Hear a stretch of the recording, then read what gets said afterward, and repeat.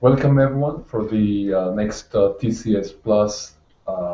Today we have Boaz Barak, and we have here helping us the person running this whole thing is Thomas Hollenstein. Thanks, Thomas. Hello. There's lots of work today because it seems like we've full all seats are taken. We have no more seats left today, so it's going to be quite exciting, I hope.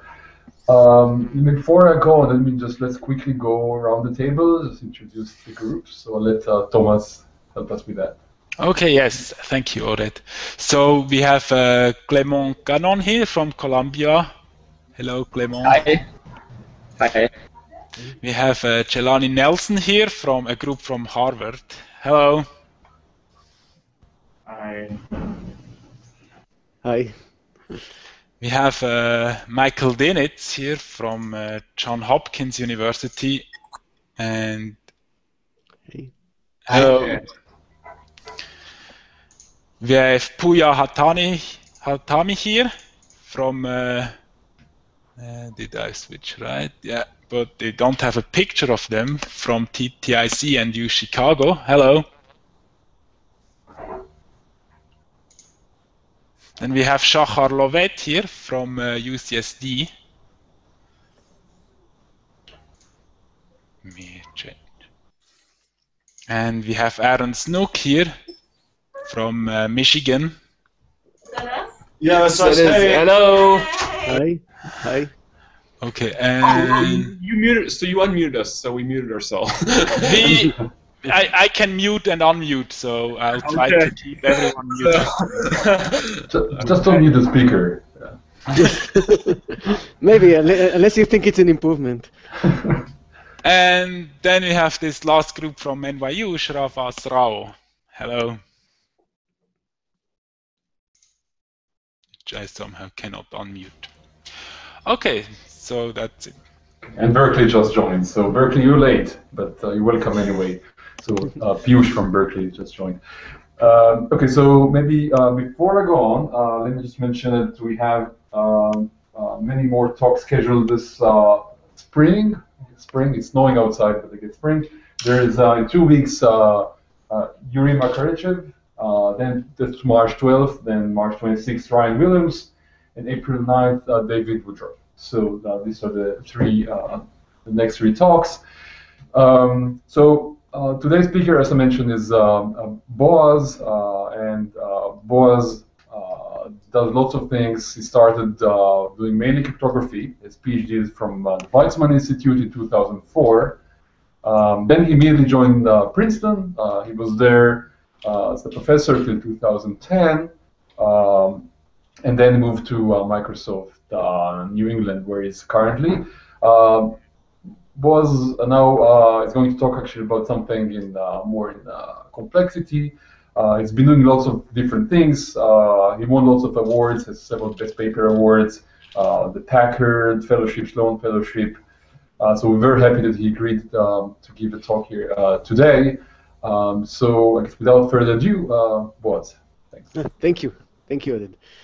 So yes, so this talk is so I'll talk about the sum of squares hierarchy and try to give an introduction to that and some applications. And if you want some more information, I wrote a blog post on the Windows on Theory blog where there are some more technical details and maybe even more importantly some links to blogs and lecture notes for people that actually know what they're talking about when they're talking about this. And I'll also give a summer course on this topic in the Swedish summer school in computer science, which will be in early July, and the deadline to apply to that is March 30th. And probably the main reason to go to the summer school is that also Ryan O'Donnell will be giving a mini course on analysis of Boolean functions on the same in the same school. And as you can see from the title slide, the view there is not bad at all. Okay, so let me continue. By the way, I assume I'm not hearing myself, but I'm assuming I am heard. Yeah, I can hear you. Yeah. Okay. So maybe I should also encourage questions, and when we have some Yes. incentive, and let's say the group that asks most questions has a guaranteed seat in 2 weeks. Yes. It seems like this week we had to decline Yes. some of the requests. So please do ask questions. Does everyone see Boaz's slides? Because I currently have some trouble with the slides. Oh, now he's back. Okay, you also had trouble. Okay, now you're back. Okay. Okay, Hopefully it everyone. stabilizes, yeah. Yes. Good. So great. So yeah. So please do ask questions. And so this talk is going to be touching a lot of topics, which probably means that we're not going to get into depth in any of them, but I hope we'll get a spirit and a taste of these things. So this topic kind of spans some classical questions in mathematics that I'll mention, proof complexity, optimization, particular semi-definite programming, the unique games conjecture, which I'll only mention in one slide, but this was actually my initial motivation to look into this topic. And now we have some applications that are more in machine learning, and it's still, there is some cryptographic spirit in this talk, even though it's really an algorithm talk, but we'll see it. Okay, so let's start. So suppose you have to prove the following statement, that this polynomial that I wrote here is non-negative for every x. So if you give it to a high school student, then the way you learn how to do this exercise is to identify all the extremal points of this polynomial where the derivative or gradient vanishes, and then you want to check that all of these are non-negative, and then you're happy. So, and this is basically also equivalent to running gradient descent on this polynomial, but to try to find the minimum. And the problem is that this polynomial will have exponentially many extremal points. This is drawing in 2 dimensions, so it only has 4, but generally it has 2 to the n minimal points. So this is kind of a hard way to solve this kind of question. But there is an easy proof, a short proof that it's non-negative, because it is simply a sum of squares. So we can just rewrite this polynomial as a sum of xi squared minus 1 squared, and assuming I didn't make a mistake, this is the same polynomial. So this is a very elegant way to prove that a polynomial is non-negative, and it's people were wondering, can we always prove that a polynomial is non-negative in this way? And Minkowski asked this question in 1885, and he suspected that the answer is no, and indeed Hilbert proved it. And the way the proof works is that you can see that you can take a three-set formula, phi, and you can write the polynomial. It turns out to have degree 6. You can write a low-degree polynomial if the formula is in n variables. You can write a degree 6 polynomial in n variables that if it's not negative, then the formula is unsatisfiable. If there is a satisfying assignment, then there would be one x on which the polynomial is negative. So therefore, you know that you couldn't always write this polynomial as a sum of squares, because that would give you just a short proof that the formula is, say, unsatisfiable, and unless NP equals co-NP, there aren't such proofs. So I see some people are smiling, so and I guess they're suspecting that actually this wasn't Hilbert's proof. And well, I don't read German, so I'm not completely sure, but yeah, it might even not have been exactly his proof. The sources that I've seen is mentioned that he used a different argument. And what he really did is actually, well, I guess he didn't want to use assumptions, so he actually gave an actual proof, not just based on the NP different from co-NP, that there is some non-negative degree 4 bivariate polynomial that is not a sum of squares.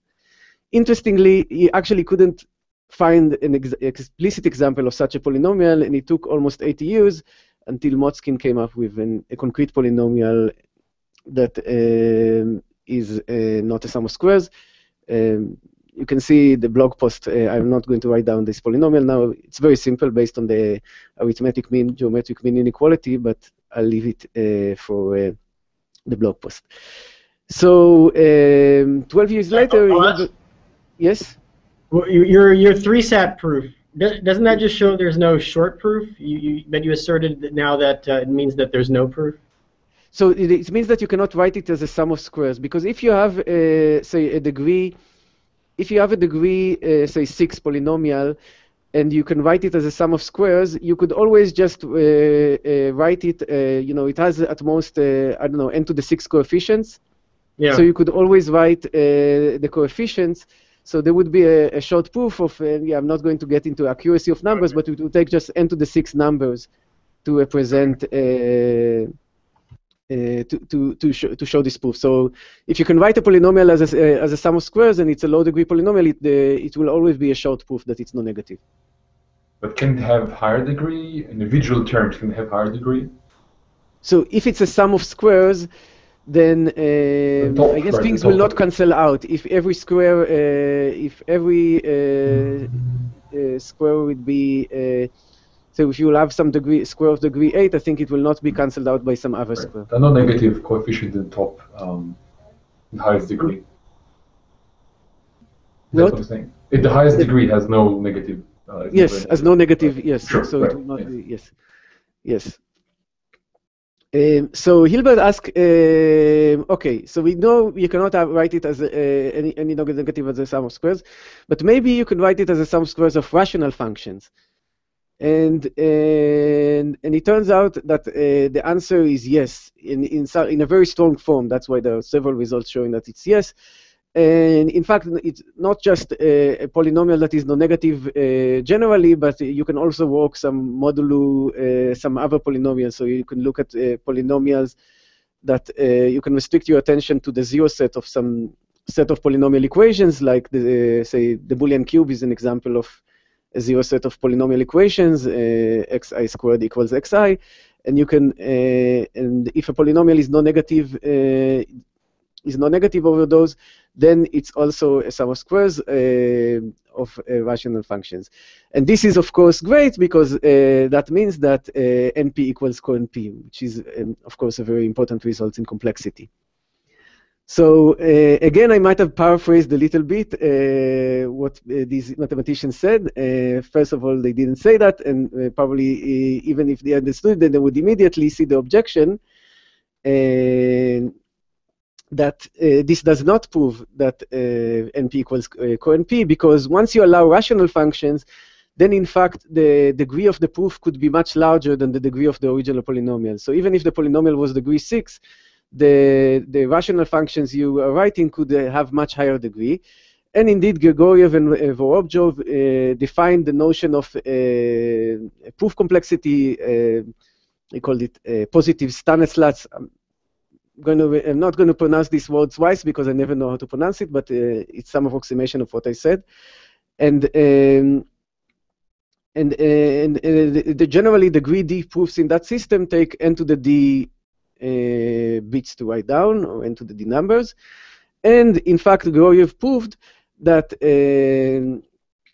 that some formulas actually require, and going back to that SAT example, that some formulas require a linear degree. And this is also strongly related to work of Schoenebeck, who's Grant was here in the audience. And maybe very interestingly, and actually independent of this work, several researchers, also independently of one another, from different communities, realized that you can actually efficiently find a sum of square proof in time that is polynomial in the time it takes to write it down. So if you have a degree D proof, you can actually find it in n to the O of D time. And this is what is called the sum of square algorithms, or sometimes it's called the Lasserre hierarchy. And this is a semi-definite program, and I'll say more about it in the next slide.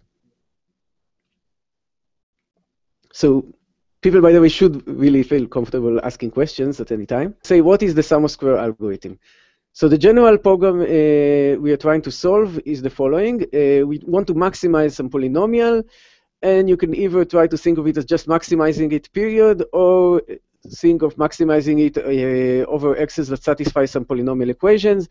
And if you wanted something concrete to keep in mind, you can think that these equations are like the equations of the Boolean cube, xi squared equals xi. So you're either maximizing p of x over all x, or maximizing p of x over x in 0, 1. And sometimes we also think of maximizing x over p of x over the sphere. So here is a proof that the value is less than v. Then you can come up with sum of square polynomials such as v minus p times s equals s prime plus 1. And of course, if you're working with modulo of these polynomials, you can add arbitrary, also add arbitrary products of these polynomials. So if the left-hand side, if there was any x that made that made the left-hand side negative, you would get a contradiction because the right side is always positive. So that's a proof that gives an upper bound on this value. And this thing called positive, I'll say it one more time, positive Sterners-Latz, says that if there is a true bound, then you can actually prove it via an SOS proof. And the degree of the proof is the maximum degree of S and S prime. Let's say that's for simple PIs, that's the case. If PI, like over the Boolean cube, over more complicated ones, we might have to figure out also that they include the degree of these multiples of the PIs that we included, but let's ignore that. So the sum of squares algorithm is this theorem by several different people, is that you can actually find a proof of the greedy in n to the O of d time. And similarly, you can find the value, so you can optimize over the best upper bound that can be proven via the greedy proof. So this is a very general algorithm for polynomial optimization, but we cannot hope that generally it runs in time n to the d, and we cannot hope that d will be much smaller than n, because this thing easily captures SAT, click, three-coloring, max cut, any kind of NP-hard problem you think about. It's very easy to capture in this general thing. And we know that these things, or we strongly believe that these things sometimes take exponential time, so we really can't hope that the degree will be much smaller than n, always. But on the other hand, maybe d is often much smaller than n, because we really have, I mean, there are works, there are various other works like by Grant and Madhur Tulsiani and other people, but are all based on this one technique. They basically only really have one lower bound showing that d is larger than omega of n, and it's all the other lower bounds are basically derived from that, and that one uses the probabilistic method. So maybe it's the case that for many things, even if it's not on the worst case, the d is much smaller than n, in which case you can actually run this algorithm becomes efficient. And this talk is about some general approach or a way of looking at this algorithm that allows us to try to prove upper bounds on the degree, and to try to show that the algorithm actually uses a small low degree for particular cases. And this has several applications, and I think probably the most interesting applications are the ones that haven't been done yet, and maybe people in the audience will do. So I think there is a lot of potential for applications beyond what we did, but there are several applications that you can find in the papers, and the one that I'll focus in this talk is this question of sparse coding, which I'll define formally and describe both informally and define formally later, but this is just one application. So for the rest of this talk, what I'm going to do is give a very high-level description of our approach. It will be so high-level that it will probably not make a lot of sense at the moment, but might later make more sense. And then I make it more concrete, and in some sense we reduce the task of showing the algorithm works to a task that sounds at least superficially easy. I call it finding a needle in a needle stack, which is a little bit paraphrasing what Avi Vigderson calls the de-randomization, finding a hay in a haystack. So So this is not exactly like the randomization, but something similar. So how do you get how do you find something good when you're given a whole pile of them? And then how do we actually implement this reduction to this task by using this technical notion called pseudo-expectations, which will explain what it is, and then go into the example. And at the end, I'll give one slide on how I think this relates, the sum score relates to the unique games conjecture, and what does it have to say about whether that thing conjecture is true or false. Okay. So, so here is the high-level description of our approach. So traditionally, if you learned about linear programming-based relaxation or semi-definite programming-based relaxation, then generally you're trying to solve a problem like that. So you're trying to get the optimal solution, and what you do is you define a relaxation that optimizes over a larger set of x's in some sense. So the classical example is suppose you constraint define the set 0, 1, the Boolean cube 0, 1 to the n. Then in a linear programming relaxation, we allow we optimize over the larger set, which is the continuous version, the interval 0, 1 to the n. So this is the classical. This is the classical relaxation for. The classical approach, and then after we define a relaxation, we actually have to solve this thing. So we define a rounding algorithm, which maps this larger set into valid x's. And it's not always a rounding algorithm because, but in the classical canonical version, where say the solutions are integral and you relax them to be continuous, then it is a rounding algorithm. It rounds them into integral solution. But generally, in semi-definite programming, it might do something somewhat differently, but that's the spirit. So our approach, in some sense, can be said that we invert the two steps. So we somehow promote the rounding algorithm, and we find it before we actually know even what relaxation we are going to use. And we call this thing a combining algorithm. And there is a good question, what does it mean? How do you define a rounding algorithm if you don't even know what the relaxation is? And I'll define what I mean by that, and that's the reason why we call it a combining algorithm. And then after we have the algorithm, then we find the relaxation that will manage to supply inputs to this algorithm. And the way that this will work will be, the crucial thing is this connection between relaxation and a proof system. And again, this might not make much sense at this point. I hope it will make more sense in the next two slides. But we somehow use the analysis of the combining algorithm to guide us into how we build a relaxation and use it. Okay, so let me make things more concrete.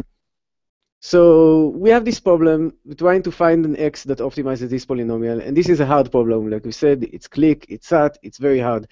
Let me try to make it just a tiny bit easier. So here is the easier version of the problem. Suppose you're given many x's, that all of them are maximizing p. Find one x star that is also a maximum element of p. And even I'll, just not to make it too hard, I'll slightly relax it. It's okay if it's not, even not as good as those x's. It has value only close to the maximum. So this is what I call a combiner algorithm, and this is why I say it's finding a needle in a needle stack. It gets a set of x's, all of them are good solutions, and it just needs to output one solution that is sort of good, even slightly worse than those. And not one of the existing x's. What? And not one of the x's, right? No, that's not even in a, so okay. So Oded is right that we need something to make this non-trivial, right? At the moment, the way I said it is completely trivial, right? You're given a bunch of needles and you want to find one needle. So how do we make it a little bit harder? So so to make it harder, you're not actually getting this set in the form of a list of elements. This list, in some sense, you couldn't because it might be exponentially big, right? There might be exponentially many x's that are maximum.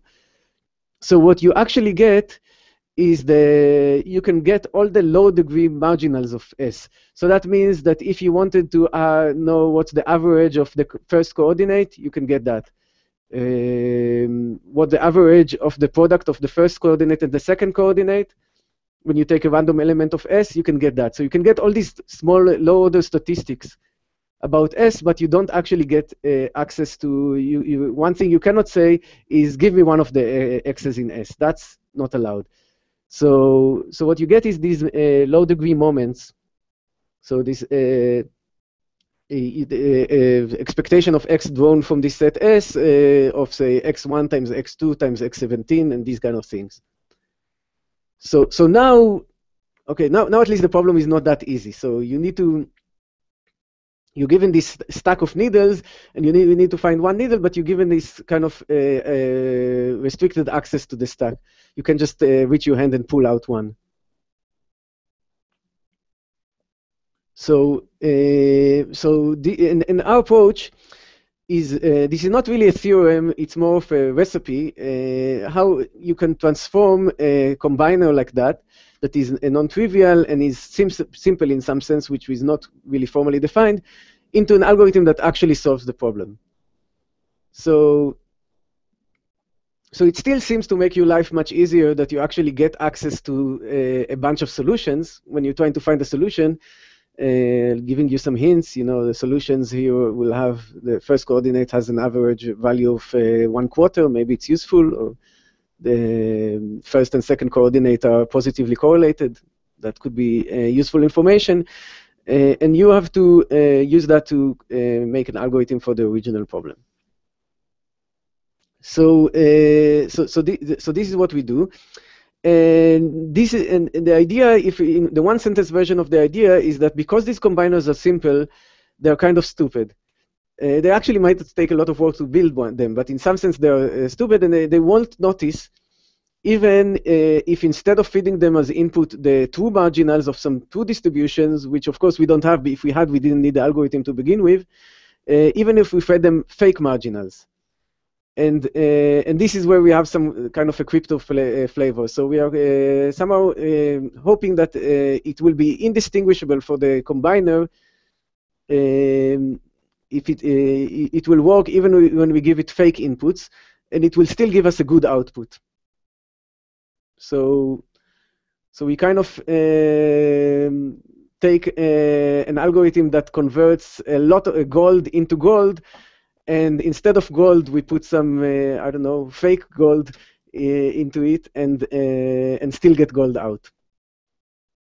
So now let me try to start being more formal and define what I mean by fake marginals. So this is the object that is called, I call pseudo-expectations, and by different name it was defined by Lasser. And the greedy pseudo-expectation is an operator that takes a polynomial of degree at most d, and maps it into a number that I will call the expectation of p.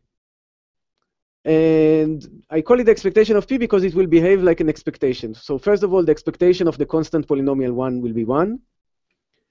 It will be linear. And the most important condition is that if you take a polynomial and you square it, the expectation will be non-negative. And this is where we see the connection to sum of squares. So these three conditions kind of mean that the pseudo-expectation, as far as the polynomials of degree at most d behave, it looks as if it's a true expectation. It doesn't have to be a true expectation. There doesn't have to be any real number, any actual random variable that so that the expectation of p corresponds to a true expectation of p. But it satisfies these axioms that an actual expectation would have satisfied. And it's actually not so hard to see that.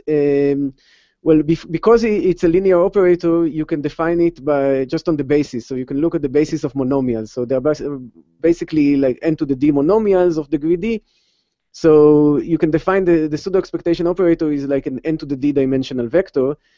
And if you write this vector as a matrix, as an n to the d over 2 by n to the d over 2 matrix, then the third condition, the positivity condition, means that this matrix must be positive semi-definite. And this also suggests why we actually can optimize efficiently over these things. because this is just semi-definite programming. And the fundamental fact, which is this duality of the sum of square program, is that if you have a degree d sum of square proof that say p is non-negative, then the expectation of p will be also non-negative for any degree d pseudo-expectation operator.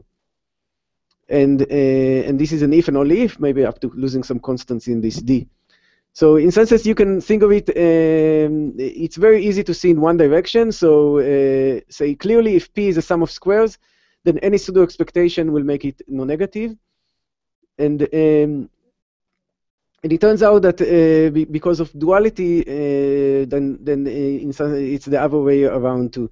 So the pseudo-expectation, if you cannot have if you don't have a sum of square proof that p is non-negative, then there is actually a pseudo-expectation that makes it positive, that makes it negative. Excuse me, I've got a very naive question about the definition of yes. what the previous one. Why do you say that S can be a multiset? Does it help in some way? Is it like a technical detail, or? So at the what I really think of S is as a distribution. So I really think of it as an actual distribution. So instead of multiset, you can think of it as basically distribution. So when I say that the element X is say represented 5 times in S, I mean really that it has weight 5 times more than another element that only represented 1 time. So the way to think of S is really as a distribution of a solution, but it's not really important. I don't think that makes a big difference in. But what really I was thinking of S is as a distribution of our solutions. Thanks. Okay. So basically what you need to remember about pseudo-expectations is that they look like real expectations. And the second thing is that you can actually efficiently optimize over them because they are basically just positive semi-definite matrix. So if you want a pseudo-expectation that satisfies this and that constraint, you can actually find it. And the third thing is that because many proofs that we do in computer science use things like Cauchy-Schwarz, Holder, and all these kind of things that are really at the bottom sum of squares arguments, then often these proofs, if you prove a statement that every actual random variable, say, must satisfy that certain constraint, like for example, Cauchy-Schwarz, like expectation of x squared is always larger than the expectation of x, all of that squared, then this argument actually holds not just for expectations, but also for pseudo-expectations. Because at the end, Cauchy-Schwarz is just a sum of squares argument. So this is a very good exercise to do, which I'm not going to do, but to derive this for yourself. But you can see that because of these axioms, you can deduce that if you have a degree, I don't know, 4 of pseudo-expectation, then it's always the case that the expectation of x squared is larger, at least as large as the expectation of x, all of that squared. Okay, so now how we are going to use that? So here's the idea. We take this combiner algorithm. So now we want to show how we take a combining algorithm and convert it into an algorithm that actually solves the problem. So combiner algorithm takes this, now instead of thinking of it as a set, I'm thinking of it as a distribution. So it takes a distribution on elements that have value v and satisfy the constraints, and it outputs a single solution that has value, I don't know, let's say at least v over 2 and satisfies the constraints. So its inputs is these moments of the distribution. And whoops, I see I made an animation. So let me, these moments of the distribution that satisfy the constraints. So the way I write that they satisfy the constraint, I want to write it in the language of expectations. So saying that every element in the support of x has p of x equals v is the same as saying that the expectation of px minus v squared is 0. And similarly, saying that every element of the support of X satisfies Pi of X equals 0 is saying that the expectation of Pi of X squared is 0. So this is how the input of this algorithm looks like, and its output is an actual solution. And what we really use is that we take this combiner and we look at the analysis that this combiner works. And the crucial point is that if that analysis was in the sum of square framework, then we could put C needs this vector of marginals. If we feed C with the pseudo expectation vector of marginals, it will still work.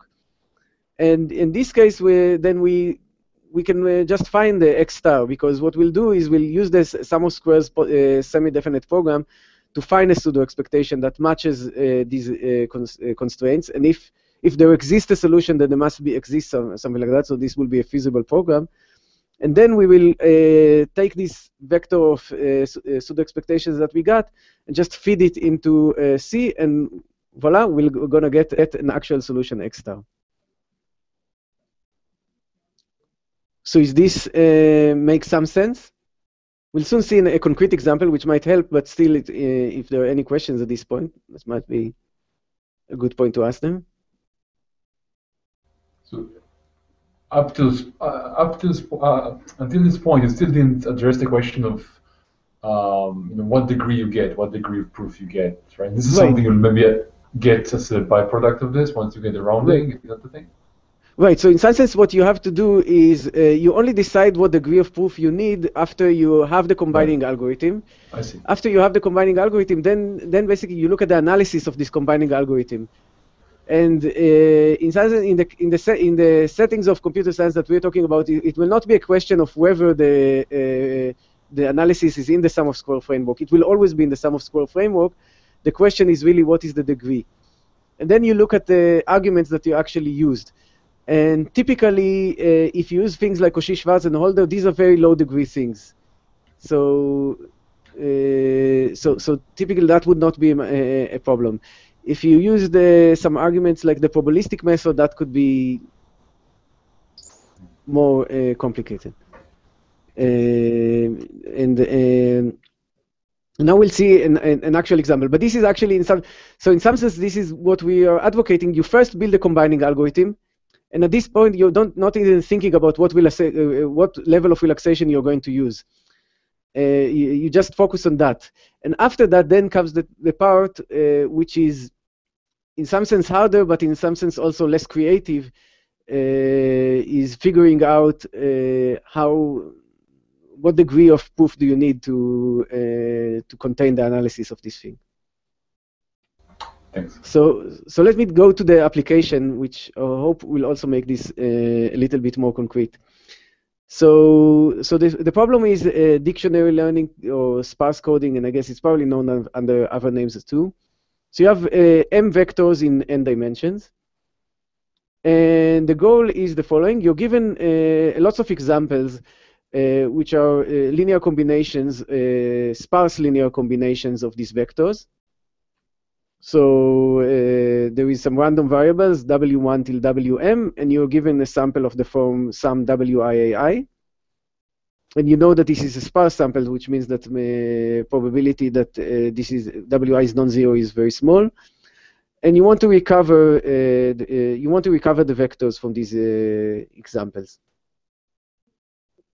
And the motivation for that is I think it was this originated from a neuroscientist work of Ollerson and Field, but maybe it has a longer history than that. If you're thinking of you're observing a lot of data, suppose you're observing many images, and you want to find maybe the right basis to represent these images. So it says that the right basis for representing them would be one where these images are sparse in that basis. So the way you're thinking about it is that these images were generated, they are sparse in the right basis, and they were generated from that basis, but you don't know the basis. But from getting all these examples, eventually you manage to recover the basis. And there is lots of work on that because it's useful in machine learning, in image processing, So if you find the right basis, you would you could use it for denoising and other things, and they argue that this might be the representation, this kind of sparse representation might be the representation that we actually use in the visual systems in the cortex, but these are things that I don't know much about, but there's lots of work about that, but most of the work is non-rigorous, that people have used various heuristics to basically solve this problem. And in the previous best rigorous results, all needed to assume that these things are very, very sparse, much sparser than what they actually seem to be really needing in reality. And there are various results that differ in various parameters, but all of them require the sparsity to be at most 1/√n, when n is the number of dimensions. And what we show is that you can actually, any little of one sparsity will be good enough. So you don't need these things to be very sparse, you need it to be somewhat sparse. And this is actually, there is an asterisk, because these are, for this parameter, the algorithm runs in quasi-polynomial time and not polynomial time, but we have, if you wanted n to the minus epsilon for arbitrarily small epsilon, then it will be polynomial time. And I'm skimming over some lots of details of what kind of assumptions you're making about the distributions. And let me say that our assumptions are kind of comparable or better than, more or less the same, or maybe even slightly better than the assumptions of these other works that I mentioned. And if you make very, very strong assumptions, people have known also how to get a similar result before, but in some sense it was very unrealistic. So, and this uses the sum of squares, and I'm showing it mainly as a way to also, I think it's a very interesting application in its own right, but I also hope that will make the approach I said before more concrete. So, questions on that? So at least the problem we are trying to solve is clear? Okay. So this is how we achieve it. So, and this is in some sense a blueprint of how we normally would solve things using this approach. So first of all, we phrase it as a polynomial optimization problem. So right now, this is not exactly in the form of a polynomial optimization problem. So we find the polynomial optimization problem such that if you find an optimum of that, then it's close to one of these vectors. If you find one of them, it's not that hard to find all of them. So I'm focusing on finding one of them. And the second thing is then we give a combining algorithm. So it will take moments of a distribution over maximizer of this program into a vector x star that is close to one of those AIs. So this will be a combining algorithm. So it will take these low-degree moments and find from it an actual vector. And the third thing would be to show that the arguments that we used in the previous two steps actually fall under the sum of square framework, and therefore we can actually feed it with a pseudo expectation and not an actual expectation. So in some sense, this is a very generic blueprint for any kind of problem you're trying to solve. But I'm just now focusing on this example. Okay, so I'll give a very kind of rough sketch of these steps, and there are some more details in the blog post that I mentioned. And the paper itself, I hope, should be published in like not published, but put online in a couple of weeks, and then will contain even more details. Okay, so step one. So first of all, for the sake of presentation, and this is with loss of generality, and the actual result is more general. But let's assume that we are in the simplest possible case, that m equals n. The AIs are simply an orthonormal basis, and the WIs are just, say, IID random variables that are like just either 0 or +1 or -1, with +1 or -1 equal with probability μ/2. So this is the simplest possible case.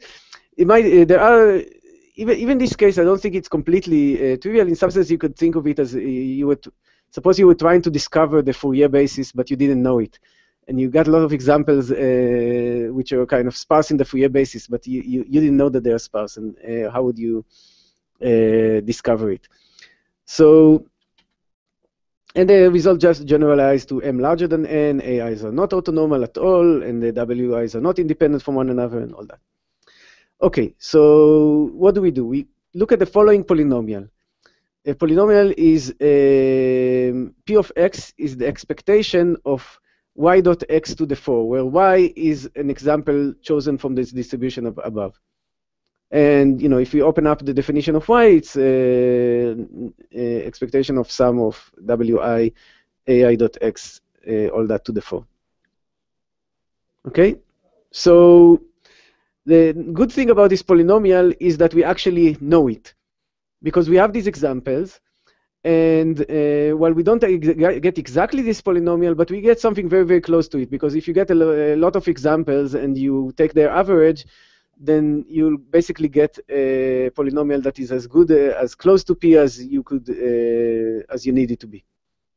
So we might as well assume that we are just holding P in our hands. And this is actually the main thing we use our examples for, to find this polynomial P. So now we just want to optimize, find, okay, so first of all, why is this P good?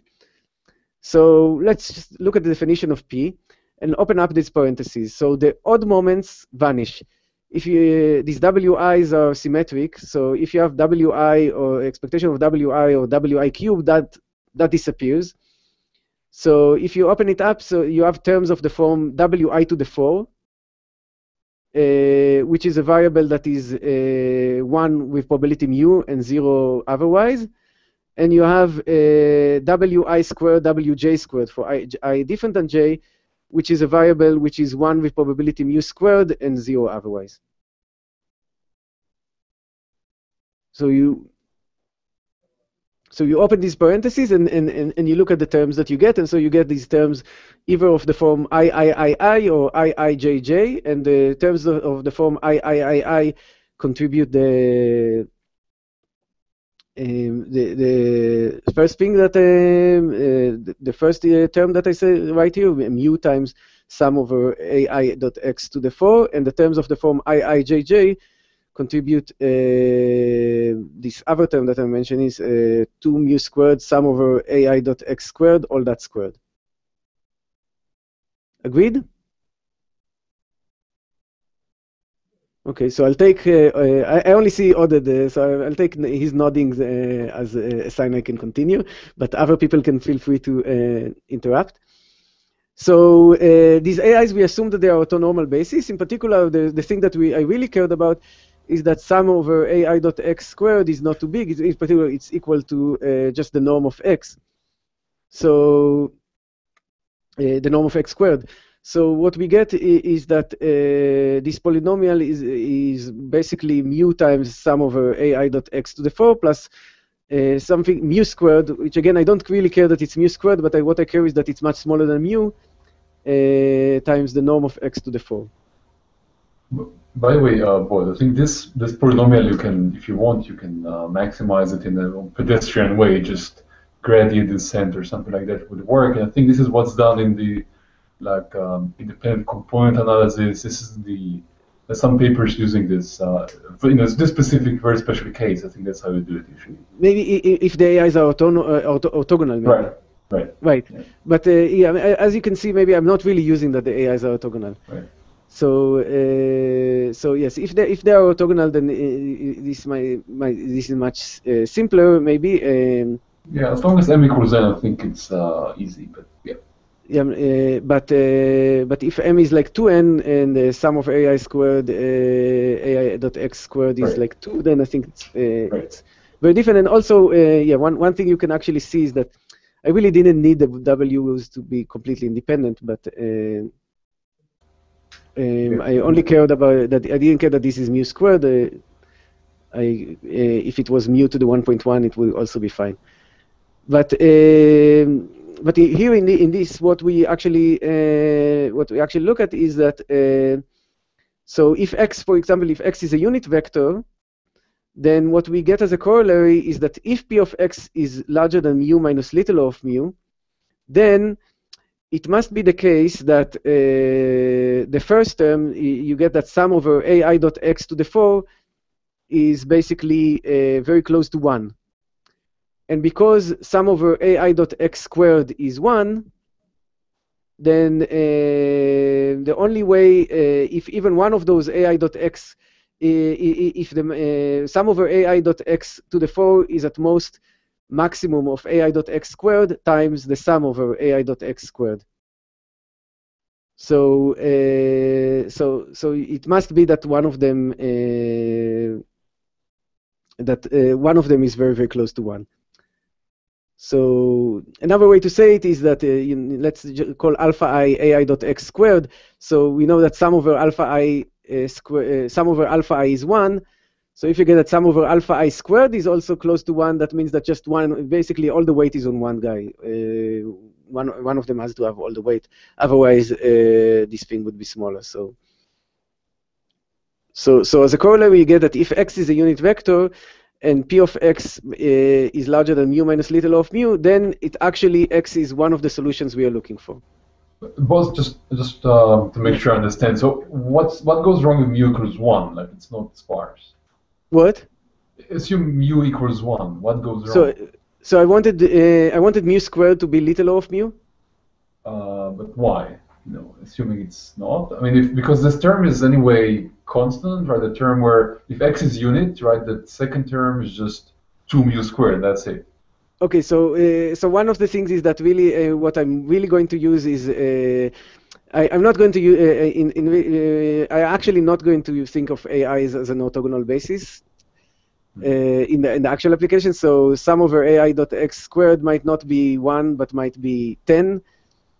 And then I actually might talk about some higher degree polynomial, but which I somewhat hid under the carpet. So you're right that it might have been an oversimplification to consider an orthonormal basis. So in that case, you might have too many inequalities. What I really need is an inequalities, and I don't care if it's mu squared, or I just want it to be little of mu, and I don't care so much if the sum over ai dot x squared is 1. I just want it to be at most, say, some constant, which, by the way, will be essentially without loss of generality, because you can always think of the AIs in isotropic position, so it will be like m over n. And but the point, but my point is, at the moment, what I do is then forget about, in some sense, about this polynomial, and what I know now is that if you have an approximate maximizer of this polynomial, then it's very close to one of those AIs. And this is what I wanted. So I wanted to say that this polynomial, everything that has every x that has a very high value close to the optimal, and this polynomial is actually close to one of my solutions. So this polynomial, which in general, maybe for AIs that are orthonormal, it will be easy. Generally, it's a degree 4 polynomial. It's not at all obvious how you would optimize over it. But this polynomial, if you actually could optimize over it, then you would find you would find a good solution. And I think generally, when you're not in a super simple case, this is not a polynomial we know how to optimize over. Or at least we didn't, in some sense. What I'm going to show is that we actually can optimize over. Okay. So now we want to say, and now want to say, okay. So we established one. Now let's establish 2.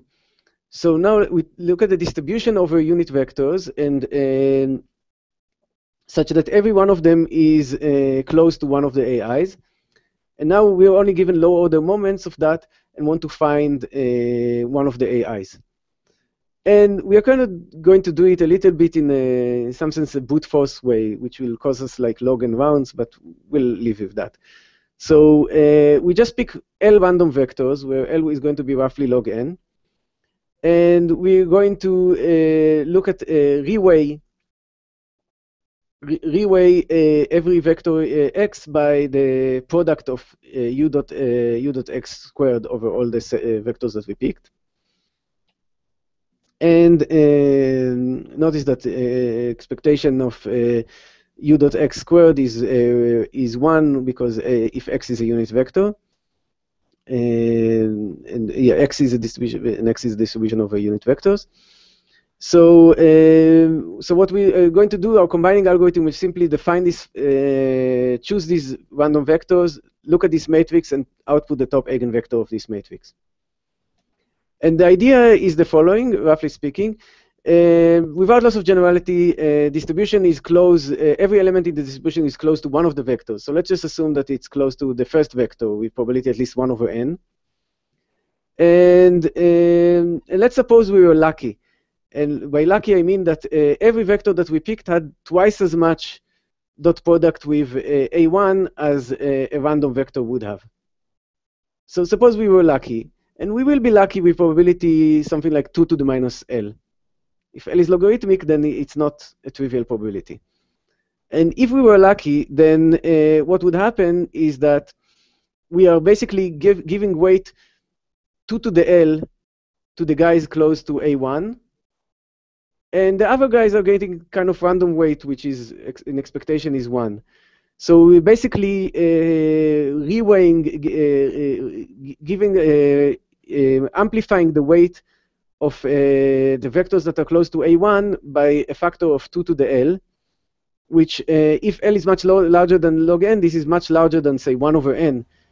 It means that from having 1 over n of the mass on vectors close to A1, we're going to have 99.9% of the mass on vectors close to A1. And when we do that, then basically this matrix that we're talking about is just going to be to look like a one-quad matrix, you know, A1 outer product with itself. And then of course the top eigenvectors are that is very close to A1. So this is a very generic thing. The only thing we really use there is that we have established in step 1 that the maximizer of this polynomial, the polynomial, even though it's a degree for polynomial of n variables, a priori it could have had exponential number of maximizers. It actually only has n maximizers. Here, the expectation is taken over x and u, or only one of the two? Or? So the way I'm thinking about it is first choose u, and then I hope that I'm lucky, and that the event happened that ut.a1 squared is larger than 2.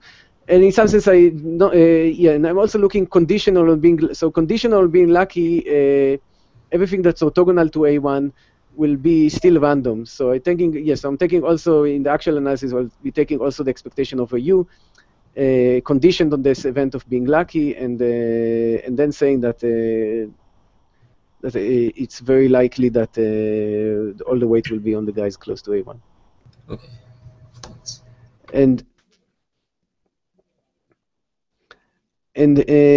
So basically that establishes step 2.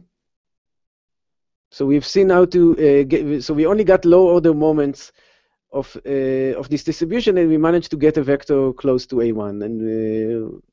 And step 3, in some sense, it's the heart of the matter, and in some sense, it's also like the most tedious one. So I'm not going to actually do it here, even though I think it's actually in some sense very illuminating, but it's just something that's better worked out for yourself writing than seeing in a talk, or maybe at least in the time that we have. But in some sense, this is the crucial step. You want to show that this falls under the sum of square framework, and what really is important there is that what we established in step 1, that this polynomial only has n maxima rather than exponentially many, is actually a sum of square proof. And you can actually go over, so I didn't have slides for that, but you can actually go over these arguments, and you can see that, say, when I open the parentheses and did this inequality, then when I write this inequality, basically what I really show is that P of X is equal to what's on the right-hand side minus the sum of squares. So that part is great. And then this corollary, I look at the maximum. The maximum is not a polynomial operation. So what I actually end up needing to do is use this kind of approximation of the maximum norm by the LP norm for some larger P. And then you still have to prove some statement that is going to amount to something very similar to AMGM inequality. And these things all have sum of square proofs, but it takes some work. So that part is somehow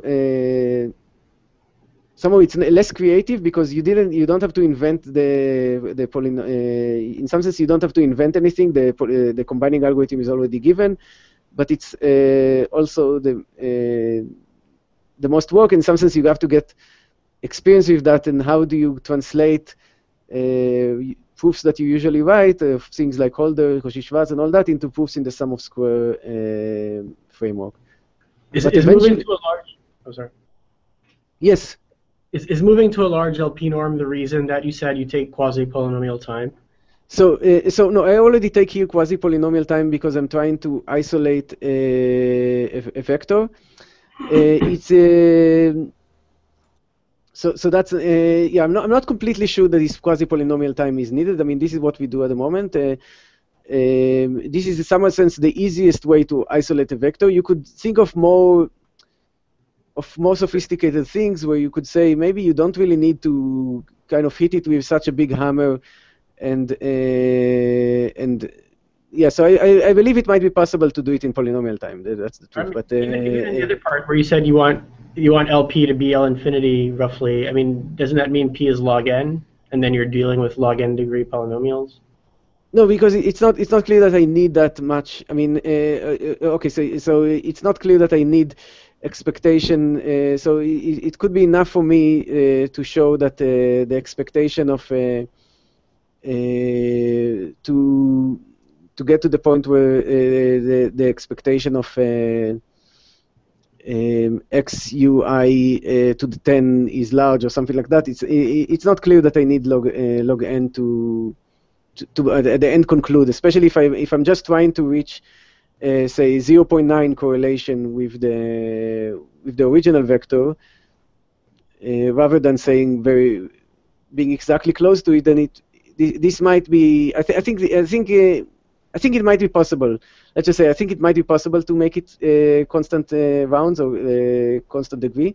I don't know how to do it yet, but I think the second step might be the bigger obstacle. But in some sense, until you've done it, you're not really sure.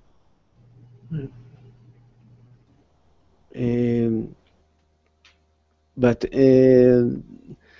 yeah, there is a somewhat different argument that shows that if you have more sparsity, then you can use constant rounds, and in some sense that argument also you would think it needs to use the same max thing, and somehow you don't really need you don't need to go to the log NP. The approximation you get to the maximum by the L10 norm is good enough. Okay, so Boaz, yes? Before you go on, just maybe a more basic question. Yes. Yeah. Mm-hmm. So what's going to really happen at the end? Because you're running semi-definite programming, it's going to give you all this pseudo-expectation, and you run the same argument, but you're not running it with a distribution over maximizer. So why would it work? Why is the fact it's a proof of a certain kind makes it work? Right. So at the end, in some sense, what you one of the nice things is that when you're analyzing the algorithms, you actually do know the AIs, right? You do know the AIs. So you run the argument, and what we've really proven is that, say,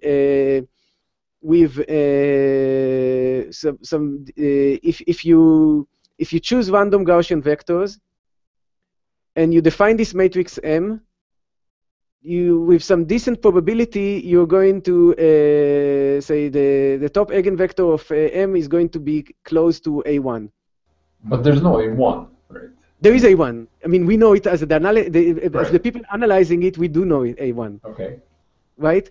So if you wanted, you could look at the normalized version of the matrix. So you could say, you know, M will be a positive semi-definite matrix with, say, trace 1 and dot product with A1 outer product with itself, say, at least 0.99.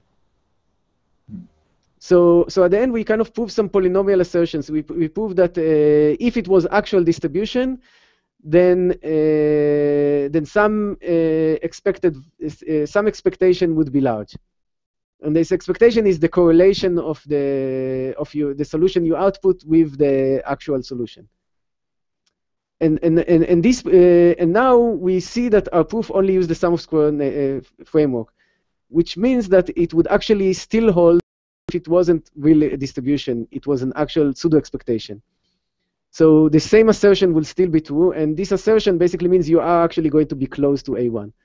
So one of the nice things is that when you do the analysis, you're allowed to know the solution. So for instance, like the constraint you're assuming here in step 2 that the X is satisfied in a product with AI squared. Right. So this is something you want to express the sum of squares, right?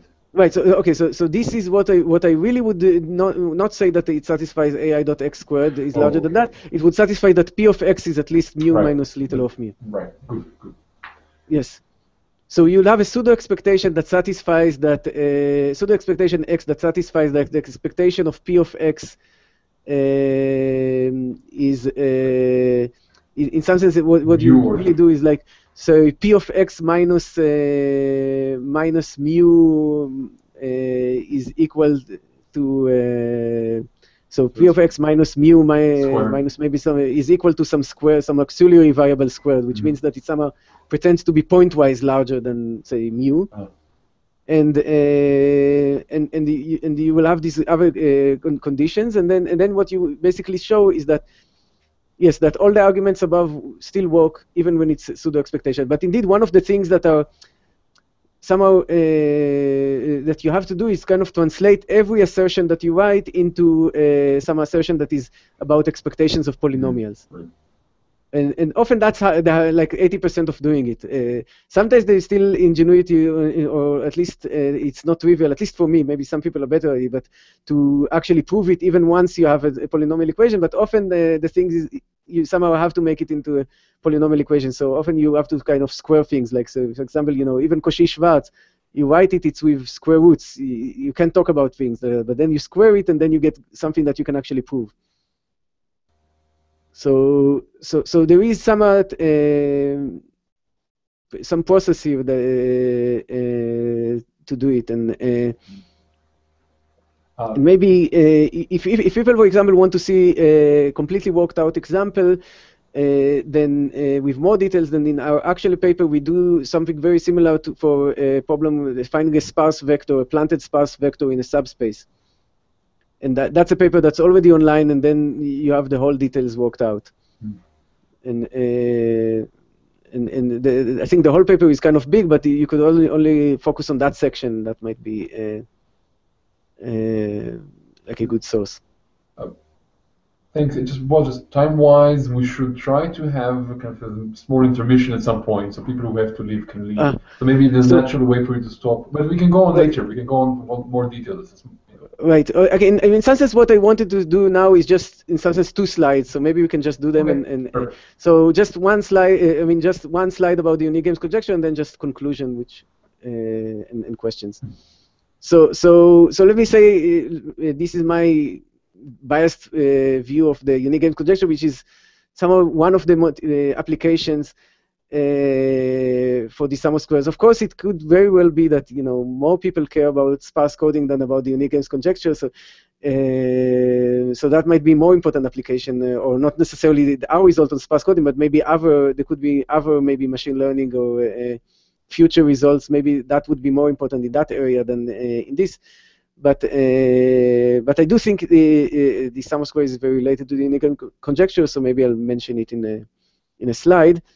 So, okay, so people who know the conjecture they know it. If you don't know it, then I'm not going to define it. It's just some problem is NP hard. And there are 2 variants You can even say 3 variants, add max cut there. So there are 3 kind of problems that seem morally equivalent: unique gain, small set expansion, and max cut. And you can say that the conjecture is that these problems are NP hard. And unlike most conjectures in complexity that I'm aware of, there is actually no consensus on whether this is true or false. And there are several reasons, some results to reasons to believe it and reasons to disbelieve it or suspect it. So maybe the most natural reason to believe it when someone conjectures that a problem is hard is that, you know, people try to solve it and they couldn't, then it must be hard. So that's at least that's much of the motivation that for what we do in crypto. So I can definitely be very sympathetic to this point of view. And maybe another, like, maybe somewhat nicer reason to believe it is that it gives a very nice picture if it's true, and there is a long sequence of results, starting with Kotz's original paper, and milestone was by Raghavendra, that shows that basically if it was true, then some simple algorithms are optimal for many of the problems we care about. So we completely understand the line between what is hard and what is easy, and it gives us a very nice picture of this complexity landscape. And maybe a reason to suspect it is that say random instances, which are often hard, say these are the hard instances in there is Fege's hypothesis for 3-SAT. There is, you know, lattice problems, as Oded knows, the random instances are the hard ones. Here it seems that they are, here they're actually shown that they are easy by some simple algorithm. But then Kot and Vishnoi show that, and I'm maybe changing the history a little bit here, just the timing to make my point. So that these simple algorithms that solve random instances actually cannot refute the hypothesis. They don't solve the problem in general. So maybe this reason to suspect is not really a reason to suspect. We know these algorithms that are used here are not going to solve the problem. But then Kola showed that actually these instances that Kot and Vishnoi came up with, maybe the simple algorithms, the polynomial time can refute it, but if you just slightly generalize them to simple quasi-polynomial time algorithm, they actually solve this problem on this instance. So then maybe this is not a good reason to believe the conjecture. The fact that you have these instances. And then with Aurora and Storer, we show that there is actually a sub-exponential algorithm for all instances, which in particular means that the picture of complexity landscape is still nice if the Unigan conjecture is true, but is not as nice as we thought before. It's not going to give us a nice line where on one side of the problem of the line things are in polynomial time, and on the other they take exponential time. It will give us something in the middle, where like for 3-SAT, for example, we believe that you know, up to 7/8 this is linear, and beyond that it takes really exponential time, not, you know, joking around, not 2 to the square root and really like 2 to the omega of n, or at least 2 to the n to the 0.99999 for any number of nines, and this is not going to be unique games is not going to give that kind of a picture. But then we show that some algorithms, even the generalization of these algorithms, which include these algorithms of Kola and us, they cannot solve it. They cannot be improved much better than sub-exponential time. They could still be improved somewhat better, but not much better. So maybe that kind of rules out these algorithms as reason to say as potential ways to refute the conjecture. And now sum of squares enters the picture, where in a previous paper with Bandau, Hao, Kellner, Storer, and so, we showed that in fact all these candidate hard instances that people looked at are solved by a sum of square algorithm. And in fact, everything that was used in those left-hand papers, including even the hardness results, are also sum of squares arguments. So all of this is encapsulated in the sum of square proof system, and now basically in this new work, we also show how you could use that. The previous work gave a candidate decision algorithm, and in this new work, it's not a completely concrete algorithm, but there are these rounding steps that could be looked at as a candidate algorithm also for the search problem. So now you actually have an algorithm which also kind of rules out the crypto heuristic, because in crypto, we think it's okay to assume that a problem is hard because you didn't find an algorithm. But it's not okay to assume a problem is hard when you actually have an algorithm that, as far as you know, could solve it, but you just can't analyze it.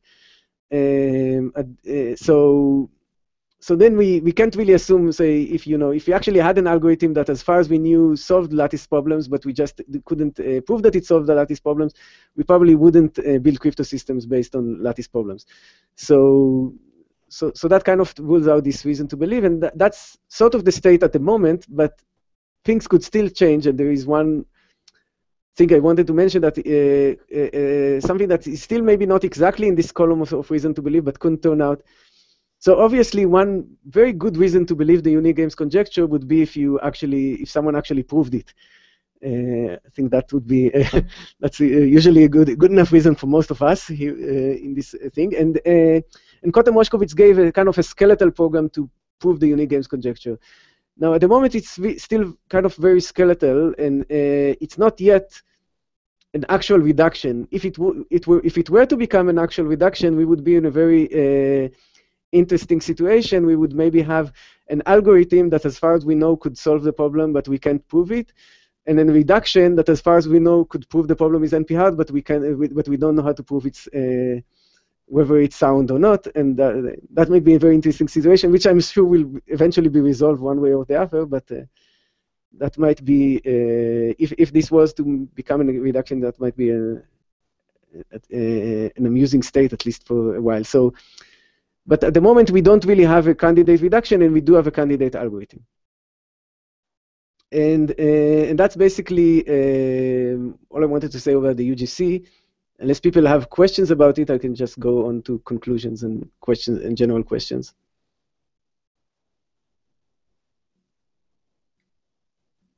Okay, so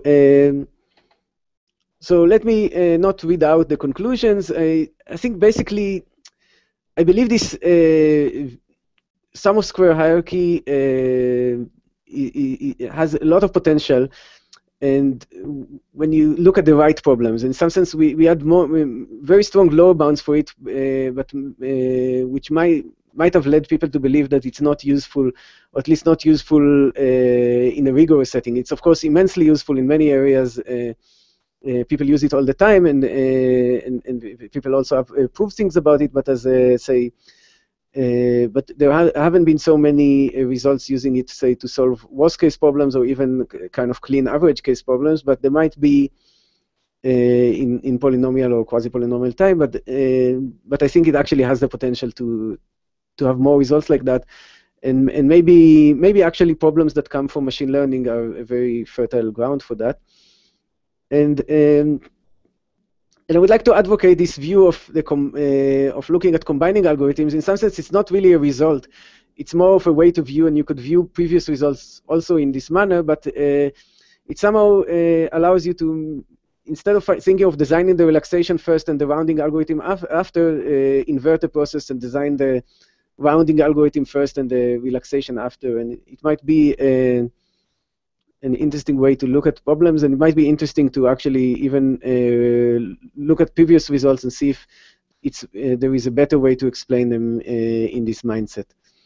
And I think we really still don't have very good ways to understand. And I hope that the next few years will give us much stronger tools, both for sum of squares upper bounds and lower bounds, so we'll have a much better understanding of when it works and when it doesn't. And that's it. Okay, thank you, Boaz. Okay.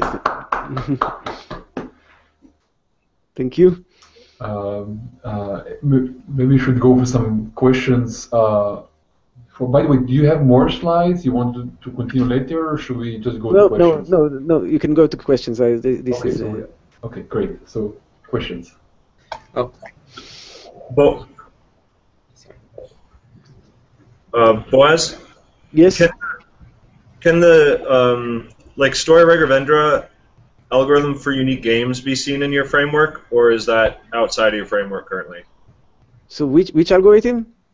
The one for unique games using Lasserre. Where you kind of argue, they argue that the variance lowers at each step. Actually, I'm even on that paper.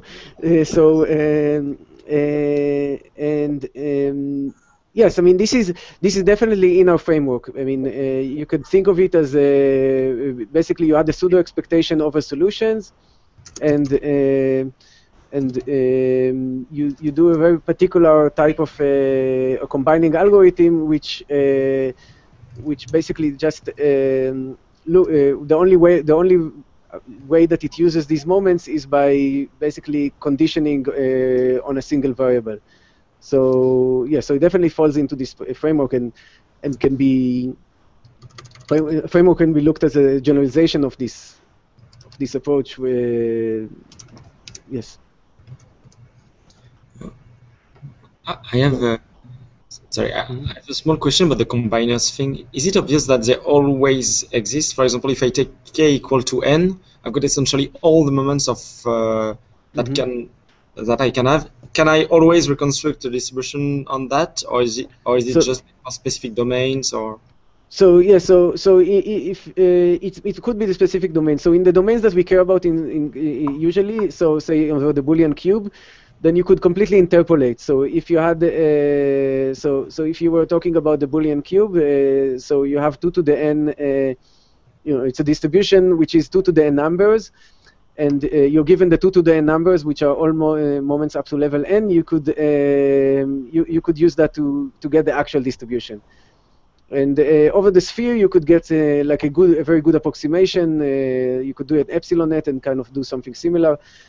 Generally, it's not always clear that even a finite number is needed, and this is actually some of the works in the other communities about sum of squares exactly show say finite convergence, where they're not as concerned necessarily about whether it's a log degree or linear degree. They just want to show that it's finite degree. But typically in the domains that we look at in CS, and when we're allowing approximation rather than exact, then things are much simpler.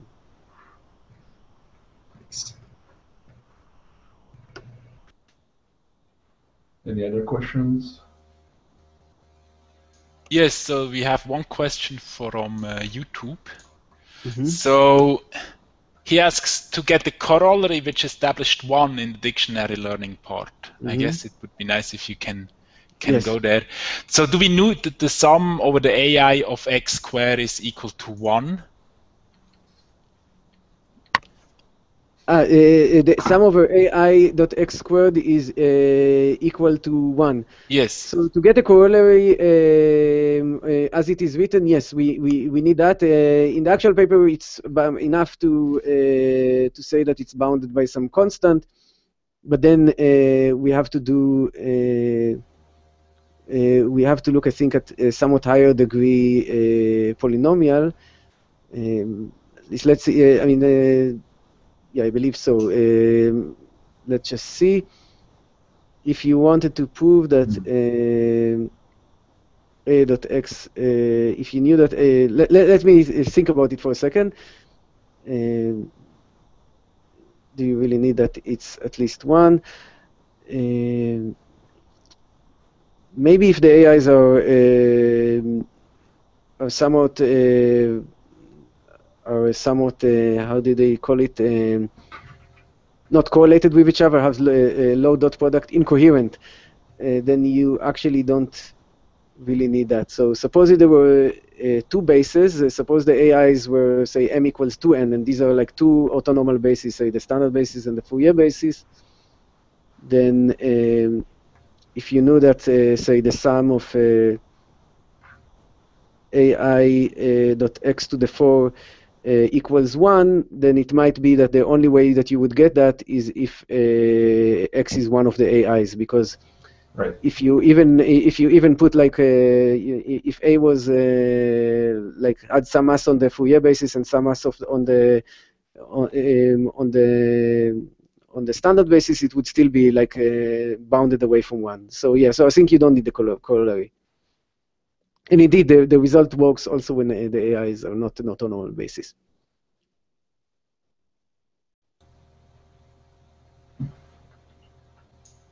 So I just posted the link to the Hangout in the YouTube comment stream. So if somebody has questions, they can join and ask them directly to Boaz.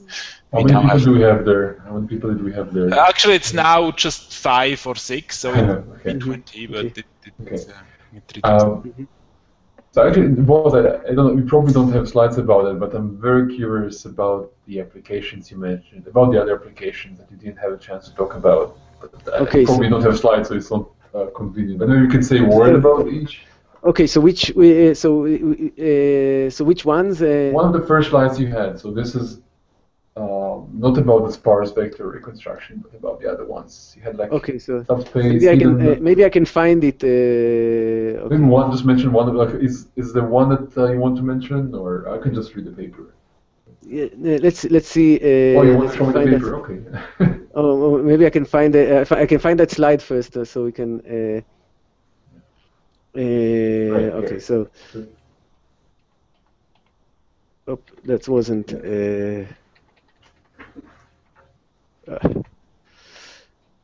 That's the problem with being too fancy with animations. So okay, so okay, so let's see. So optimizing polynomials with non-negative coefficients over the sphere. This is in some sense maybe this is even the easiest. Right. I mean, this is what you did now. In some sense, you could have done it now, right? In the special case where all the AIs are also normal. It might be. I have to think about it. You just want to find this maximum over unit vectors, it sounds. Yeah, yes, you want to find the maximum of unit vectors, but this guy, assuming that you know that the polynomial has non-negative coefficients, and there we can show that you can do so efficiently. Assuming that if you write the polynomial as a matrix, it has bounded spectral norm, which is like the quantum separability problem, but with this additional assumption that maybe doesn't make a lot of sense in quantum case that all the coefficients are non-negative.